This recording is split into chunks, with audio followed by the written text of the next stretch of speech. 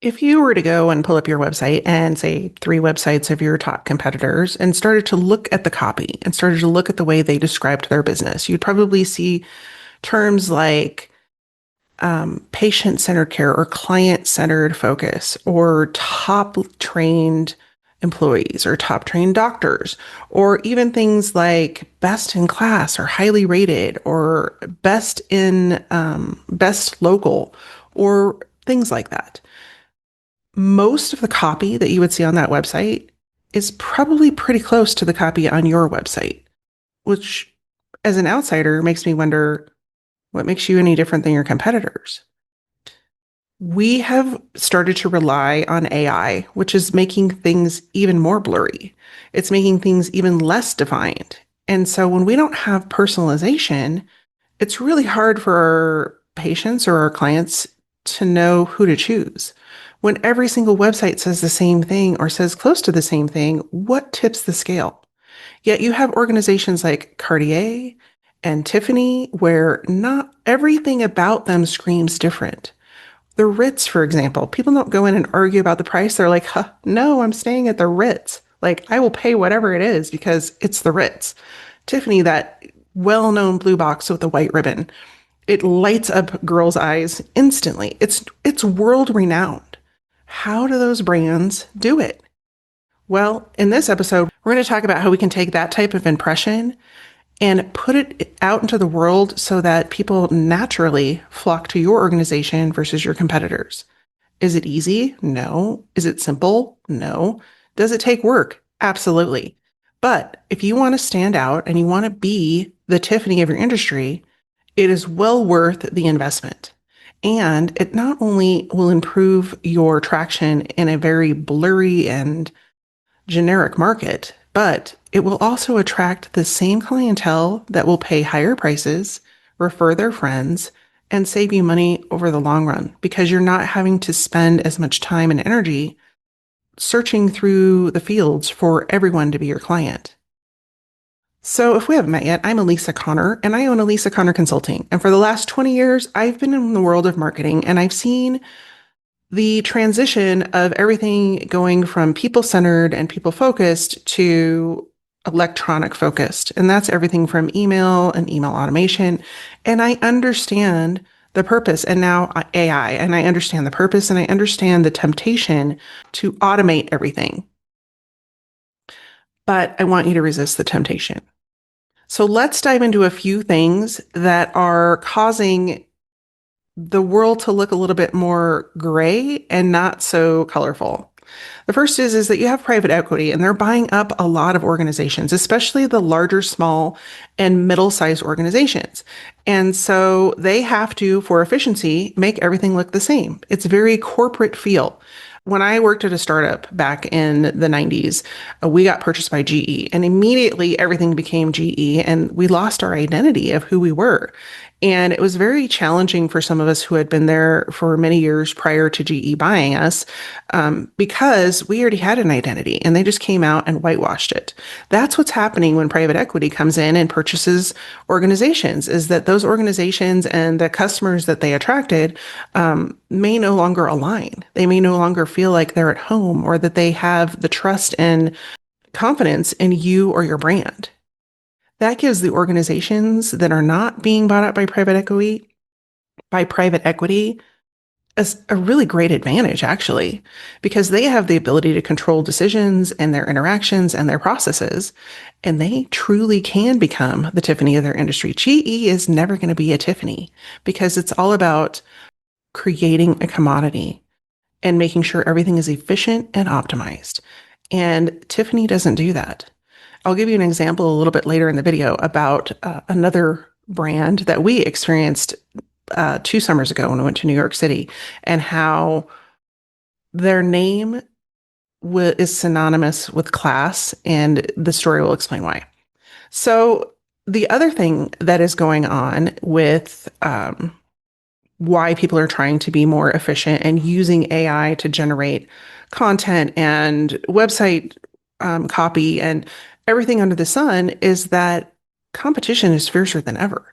Like you have more people that are putting up their name on a placard saying they're an expert than ever before in history. And so that's another reason for you to highlight why you're different and to really show customers, clients, patients how you're different. Because at this point, it's going to become less about the words you say and more about the actions you take, which is why this episode is going to dive into exactly what you can do to become the Tiffany of your industry. Now, we can't at this time. So, if you're watching this video when it was published, it's around December of 2025. There's a lot of concern from buyers as well. So, a lot of organizations will pull back or they'll put things on sale or they'll change up their marketing tactics to appeal to the fear around a recession or job loss or all of those things. But let me ask you a question. If you were to go look at Tiffany's website right now, are they lowering their prices? What about the Ritz? Do you think it's cheaper to stay at the Ritz just because a recession is coming? I'll give you the answer. The answer is no. They're not changing their prices because people have come to expect you get what you pay for.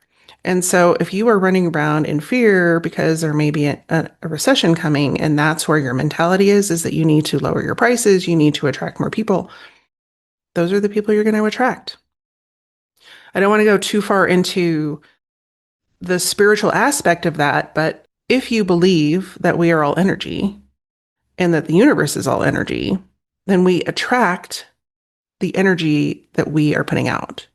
And so it makes sense that a Tiffany would attract high-end buyers. They would attract people who are still willing to spend money. Whereas the people like Walmart are lowering prices. There's a reason that there's a website called The People of Walmart, and they don't look anything like a Tiffany buyer.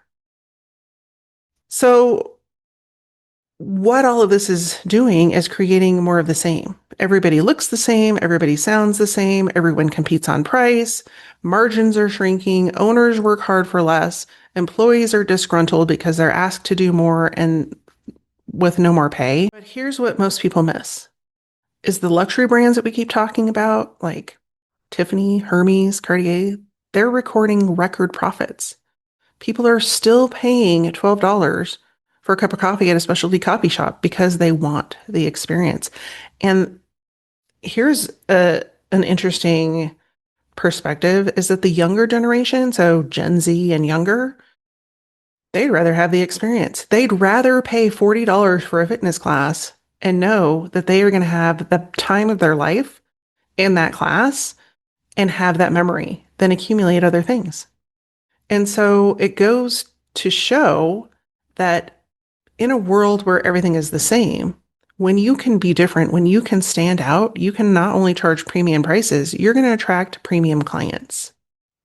So let's talk about the strategy of how do you become the Tiffany of your industry and what does it do? So let's use the example of Tiffany's. In the world of diamonds, a diamond is a diamond. There are bigger carats, there is a higher grade, all of those things. But at the end of the day, it's still a diamond. And so you can go and buy a diamond online from some random jeweler, or you could go to Tiffany's and you can have the experience of getting that blue box with the white ribbon and watching the person that you give that diamond to, their eyes light up. And no, they're not just getting a gift. They're getting something that is special. They're getting an experience. I remember getting a gift years ago, and it came from Tiffany's. We had relatives that lived in New York, and it was a crystal bowl. And I just remember the feeling of getting that aqua box in the mail with a white ribbon on it. And I just thought that was the neatest. I still get goosebumps thinking about that bowl. And the bowl is long gone. It got chipped and broken, and I had it for a really long time. And I was a little bit heartbroken when it did break. But I remember the exact feeling of getting that box in the mail and just knowing that this was such a special gift and have carried that with me throughout my life. Whereas, I've gotten other gifts that I couldn't even tell you what they were or who gave them to me, but I know exactly who gave me that bowl and what it was for and how special it made me feel that I got that box. So what if you could create that for your brand? So not only can Tiffany charge more, up to 300% of a markup for their diamonds, but nobody's ever going to question their price. They're never going to argue with them about price. They're going to pay it and willingly pay it just to have that experience. And when I was in New York a couple summers ago, when we went to Tiffany's, I just wandered around and I wanted to buy everything in the store, but of course didn't.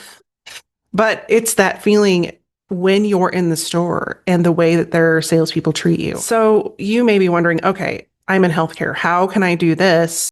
We're fighting against private equity. They have budgets that are well beyond what we can spend on marketing or sales or any of those things. How are we going to compete? Well, let's talk about the problem with private equity and their big budgets is that they are constantly focused on getting more people in the door. So if you're looking at a private equity organization in healthcare, chances are you have short appointments. They never meet with the same person. They have no relationship with that person. And the patient ends up feeling like a number. No one wants to feel like a number when they're going through a health crisis or need to have something done to their body. They want to feel like a human more than any time before because this is a very personal decision. So if you're in healthcare, it makes it very easy for you to create a process and a system that makes people feel human. You can, frankly, out-human them by remembering patients' names, remembering what their conditions are, making the process of being a patient with you very easy. Reminder calls and texts that are personalized, not automated. Things that talk about their specific injury.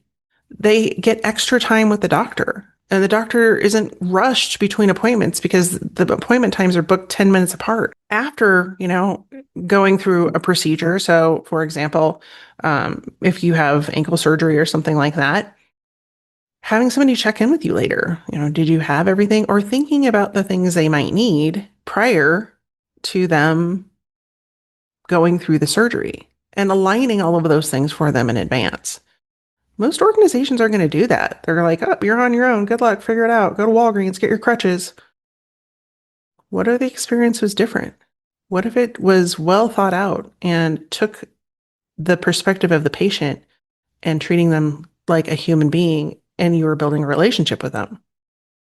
That makes it very, very different than the private equity firm that tries to slam bam, thank you, ma'am, every person through the process that they can. If we go back to thinking about a recession, you may be thinking, well, people just want a bargain. They are only going to pay what their insurance will pay for. But yet you have organizations that are luxury healthcare that people will always pay for, whether that's plastic surgery, orthodontics, even, orthopedics, because healthcare isn't optional. Like you have only one body and you have to take care of it. And so people will pay premium prices for their healthcare because they want to take care of themselves. How do you think that all of these fitness studios and nutritionists and people that are selling all their nutritional products are making millions of dollars every day? People will pay to keep their bodies healthy. If you can turn the patient experience into one of luxury and a feel of luxury and a feel of humanness, you can automatically charge more and you will attract a different caliber of patient. So let's look at a professional services example because sometimes applying it to one business is a little bit hard to envision it for your own business. So maybe you have a software company and you can create all your proposals and all of your communications for sales and all of your marketing communications with AI. And you can probably blast it out in a couple of hours and then hand it out to your team and they can all say the same thing. And you would be very efficient. But we all know that sales is built on relationships. And so what kind of relationship is that salesperson creating when they send the same email to all of your clients? They're not. Relationships are built on the golf course. Relationships are built at networking events. They're built at dinners out. They're built one-on-one with people.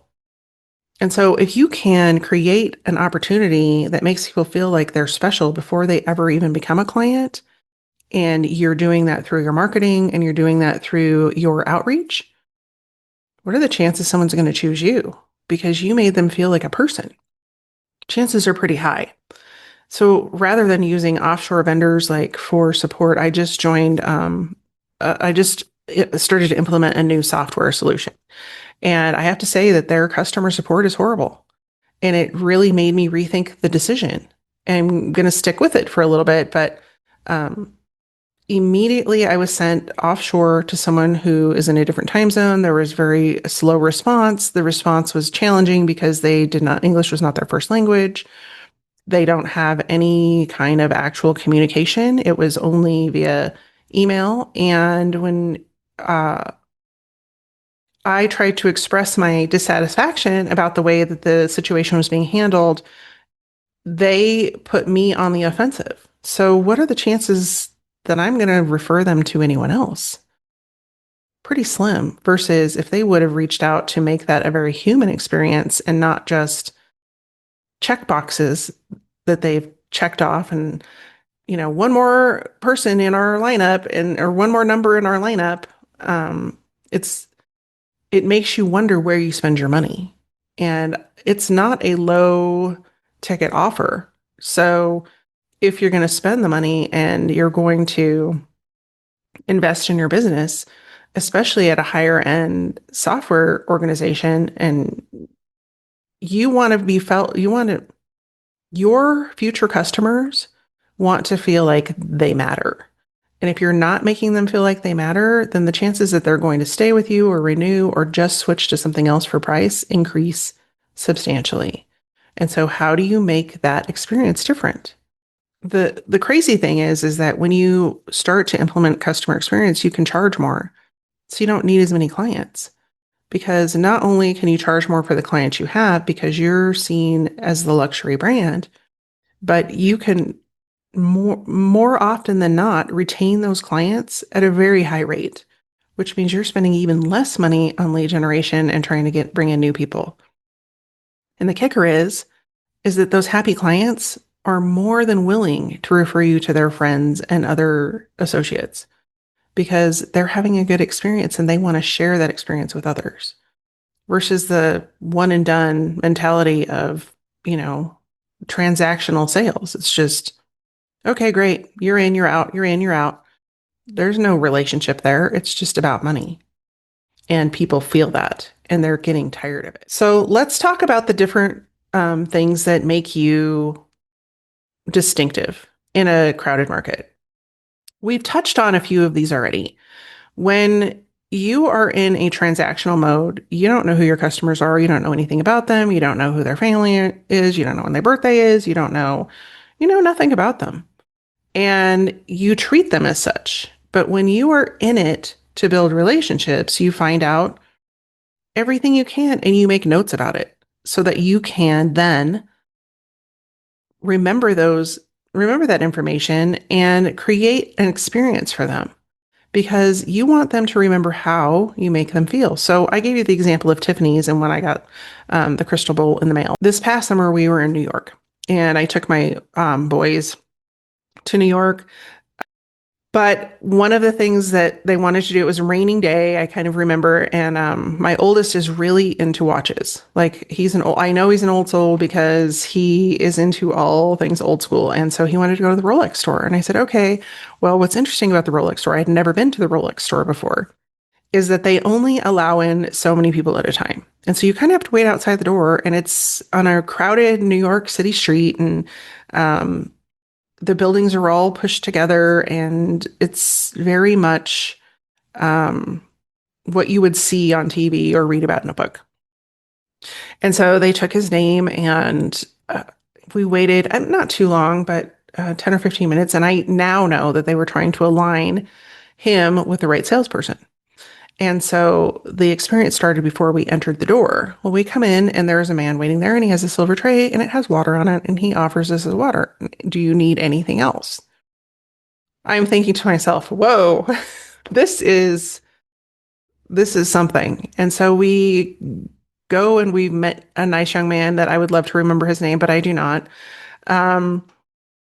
And I am not kidding. This young man was probably about the same age as Riley, but he knew every single thing about every single watch in that store.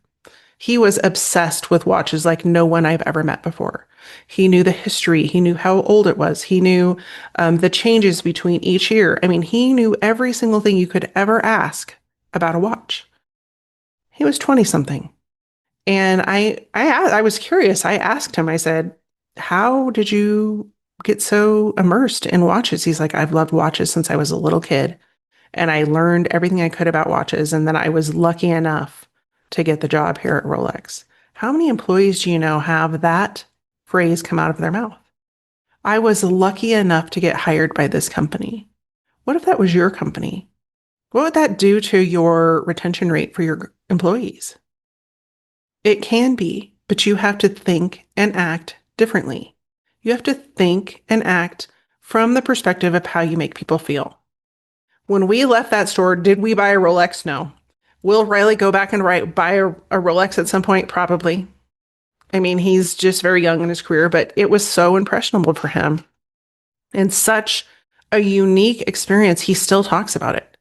And it's been months and months later.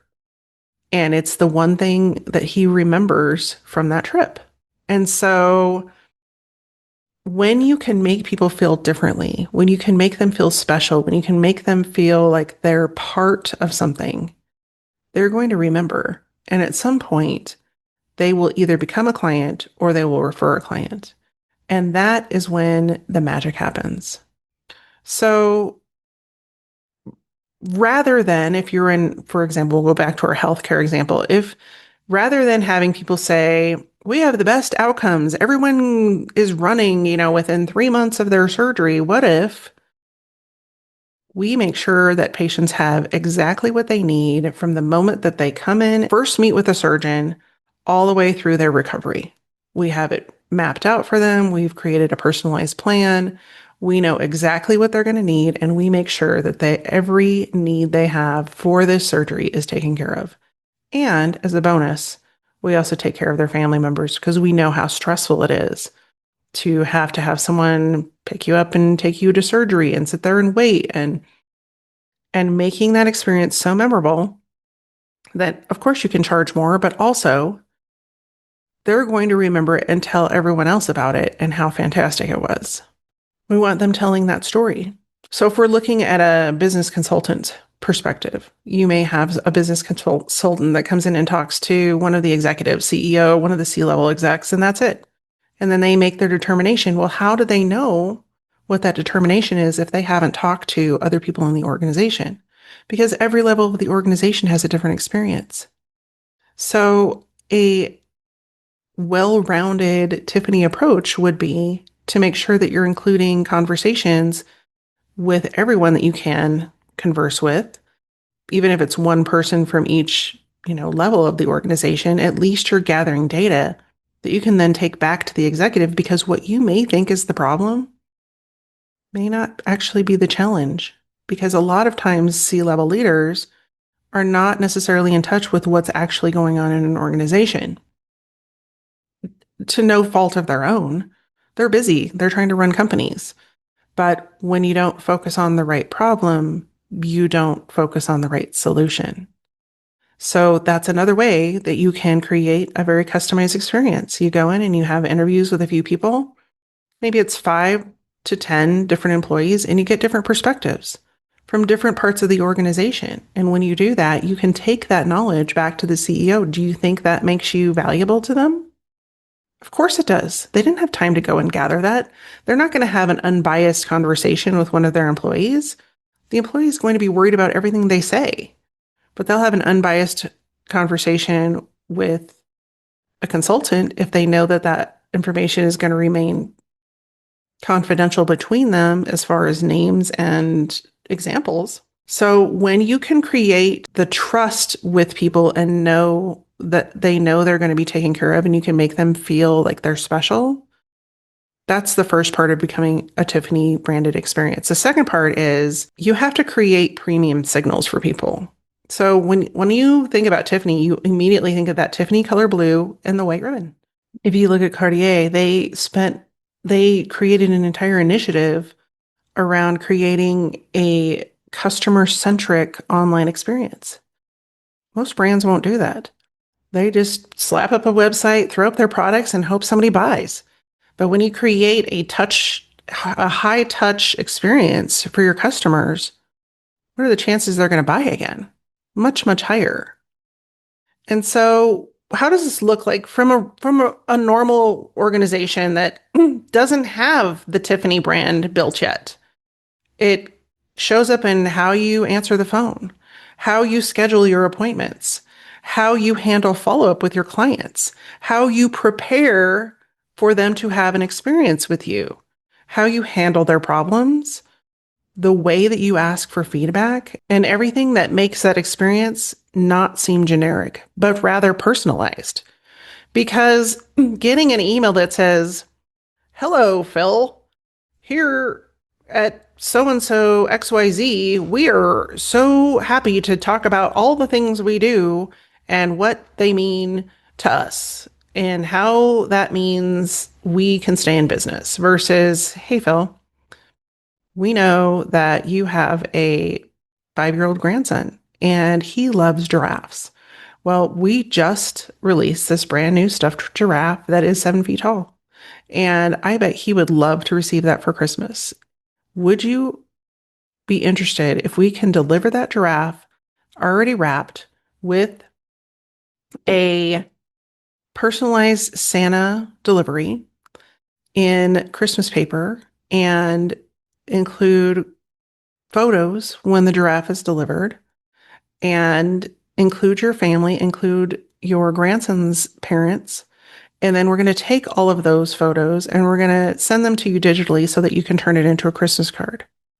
And you can either use that Christmas card this year or next year. We're going to make sure that it's all taken care of. We're going to get those printed and sent to your house and that you have that experience documented and that you can share it with those that you love." Which feels more personal? I'll let you decide that. And we could go through example after example, but the end of the day is that if you're looking at that giraffe, that stuffed giraffe, and that 6-year old grandson has that experience and he carries that with him the rest of his life, what is that worth? What would you pay for that?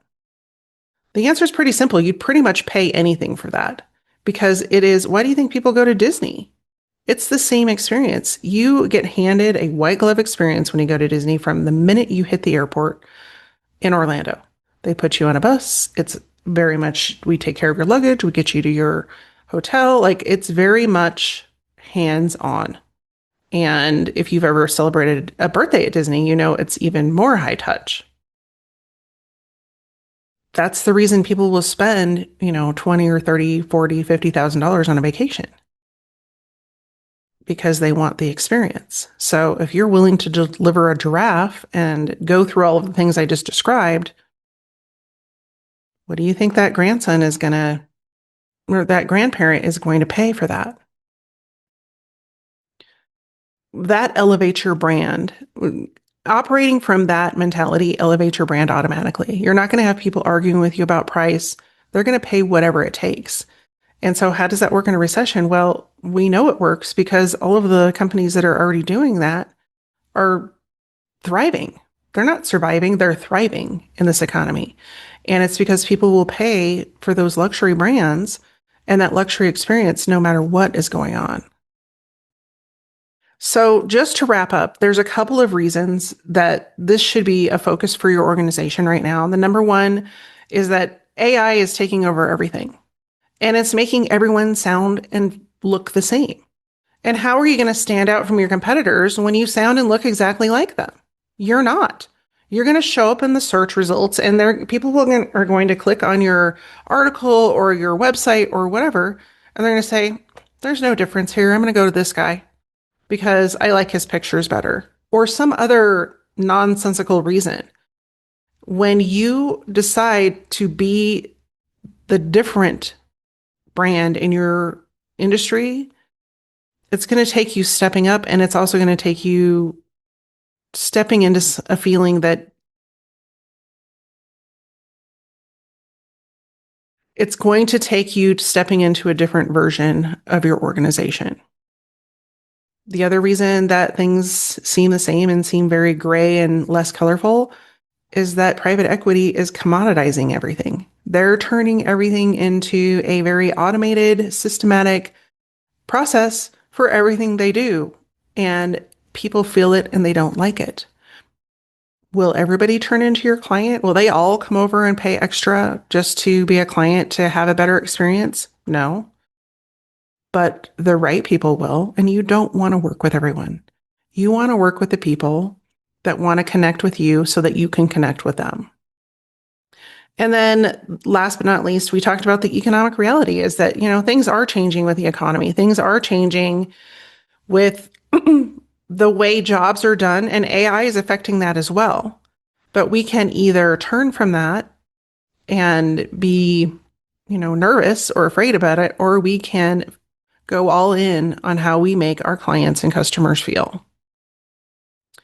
The Tiffany brand experience is not for the weak of heart. It's not for people who want a quick get rich quick scheme.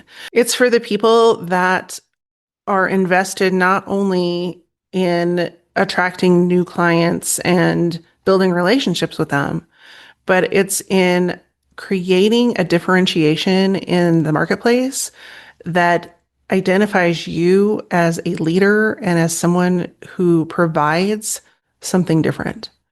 So if you are an organization who is looking for a way to stand out, to not sound like everyone else online, not deliver an experience that's like everyone else's, and be able to charge premium prices, then adopting a Tiffany brand strategy could be the very way you do that. Now, if you're wondering, I have no idea where to start. I have no idea what's working, what's not working, what is happening in our organization, and how we change it. The good news is you have an expert who can look at your business and your organization from the outside and give you perspective on the things you do different, the things you're not talking about that make your organization special, and how to position yourself in a way that makes you feel like a luxury.